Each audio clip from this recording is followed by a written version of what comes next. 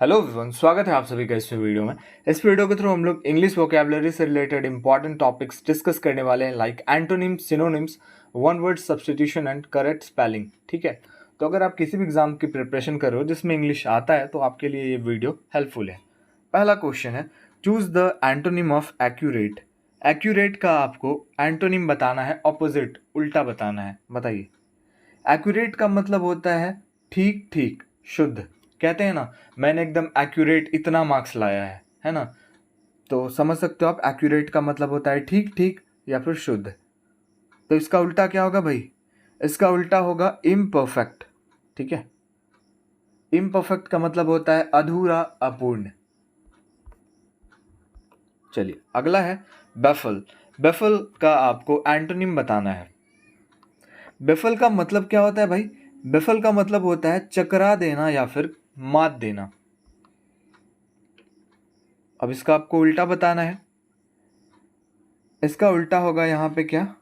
Option number ए, encourage. ठीक है, encourage का मतलब होता है प्रोत्साहित करना किसी भी चीज़ के लिए, बट बैफल का मतलब क्या होता है? मात देना या फिर किसी भी चीज़ में चकरा देना। बेसिकली आप कह सकते हो धोखा देना, है ना,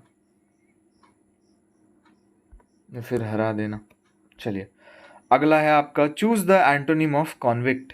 कॉन्विक्ट का क्या मतलब होता है? सबसे पहले आपको पता होना चाहिए। कॉन्विक्ट का मतलब होता है अपराधी। बताइए इसका उल्टा क्या होगा?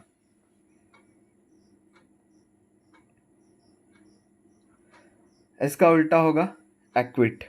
एक्विट का मतलब होता है बरी करना, ठीक है, अपराध मुक्त करना। बाकी ये एक्यूज, कल्प्रिट एंड पनिश, ये तीनों ही क्या है? इसके सेम मीनिंग्स हैं कन्विक्ट के।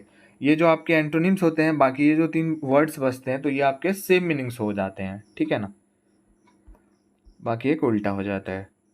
Choose the antonym of massive. Massive, massive का मतलब होता है बड़ा या फिर विशाल। तो बताइए भाई इसका उल्टा क्या होगा? इसका ऑपोजिट क्या होगा?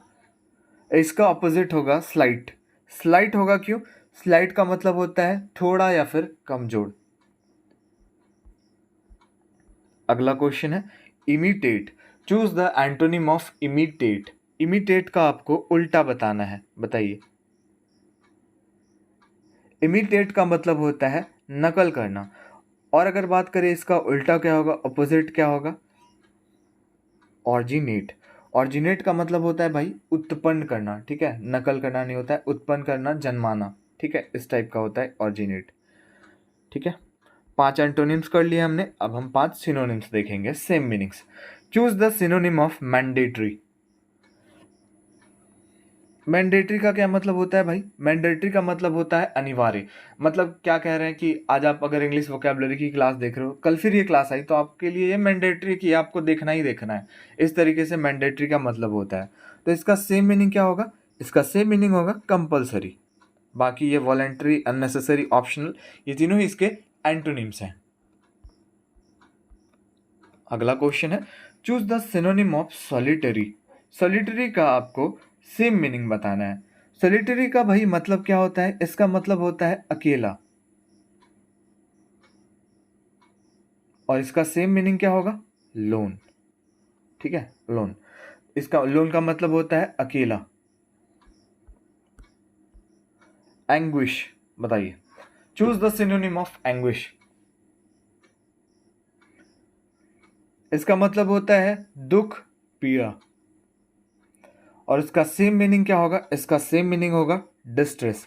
और डिस्ट्रेस का मतलब होता है तनाव, संकट। बाकी ये तीनों कंसोलेशन, रिलीफ एंड कंफर्ट, ये इसके क्या है? एंटोनिम्स हैं, अपोजिट है। Choose the synonym of dearth.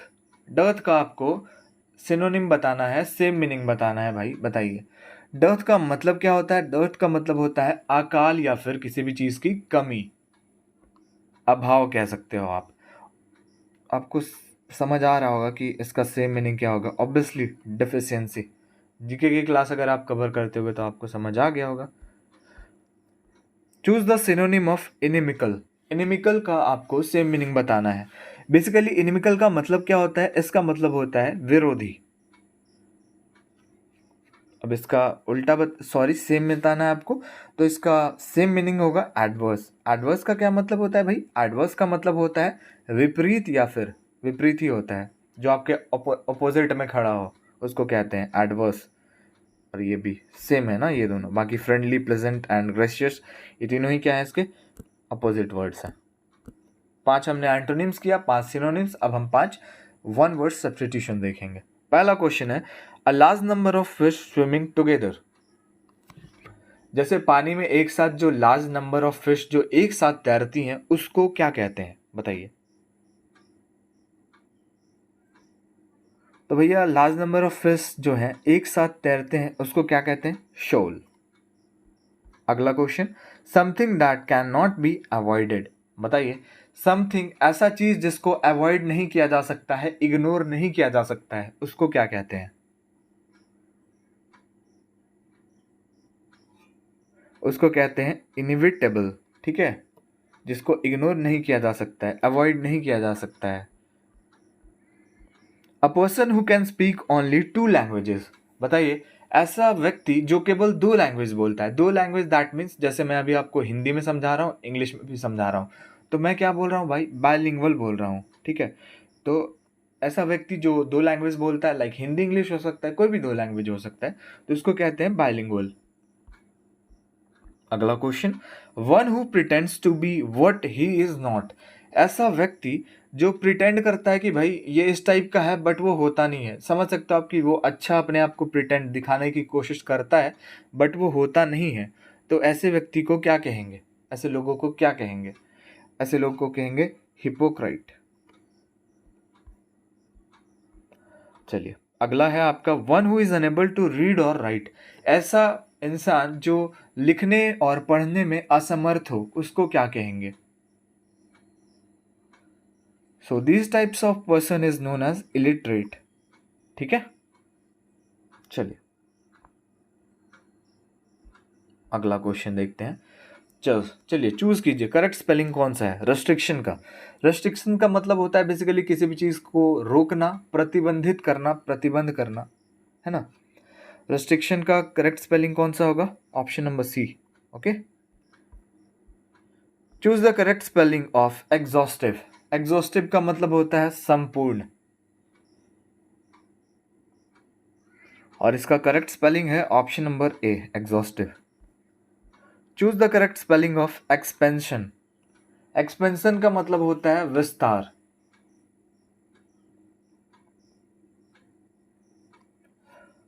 और ऑप्शन नंबर सी जो है ये करेक्ट हो जाएगा। अगला question, choose the correct spelling of engineering.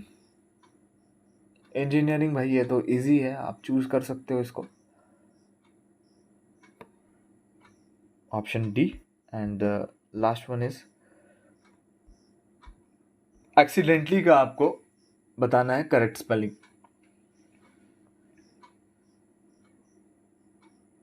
Option D.